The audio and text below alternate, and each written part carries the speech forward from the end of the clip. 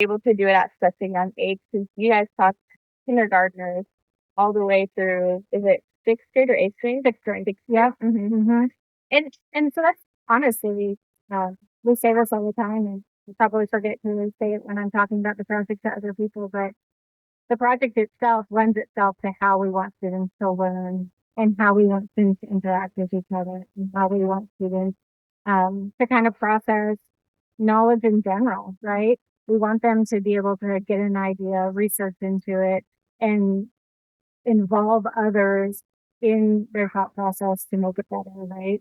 So whether it be a math problem, right? Okay, I'm here and I've started this and this is my idea, but I'm not sure that I've done this right. So now I can, ask my partner. And so a lot of that, I was in a classroom yesterday at sixth grade math class, and as soon as we mentioned that conversation, they're like, oh, and they kind of got right into it, similar to what they had been doing at the beginning of the year. Just neat to watch, how that went from the project discussion to then being applicable.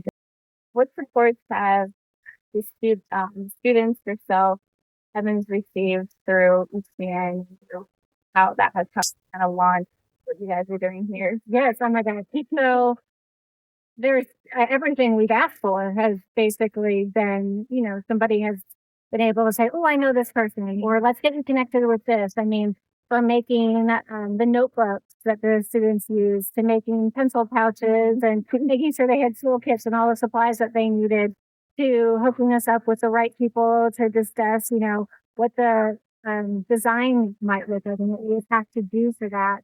Um, you know, it has been amazing to see how much the community does care. And, you know, Yui and ECN has been so invested in making sure that we have everything that we need. So we couldn't do it by ourselves. Yeah. What is one thing that you're most excited about in the future, whether that's being the execution of the project and maybe even like further down the line, like 'cause once you started this, like the kids are going to be asking for it again.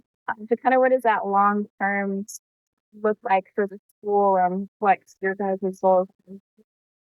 So I think it's a really cool opportunity to have the students involved in that one, right? So one of the pieces that I'm preparing to have them start thinking about is we might not be able to do this whole project at once, right?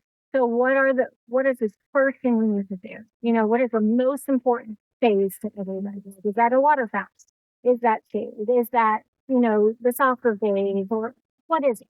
And then being able to kind of go through those phases each, it might be a year. I don't know how long, but it'll be something that they're invested in and that they're part of the whole time. But then also it takes up to, or maybe there's another project. You got to let the students kind of guide you. So it's going to be a lot of working through this project, but I do have a feeling that Simone will say, okay, we also need this, and then want to take the pieces that we did to make uh, the playground project work to then make another project, right? Once they know kind of the formula, so to speak, the sky's gone.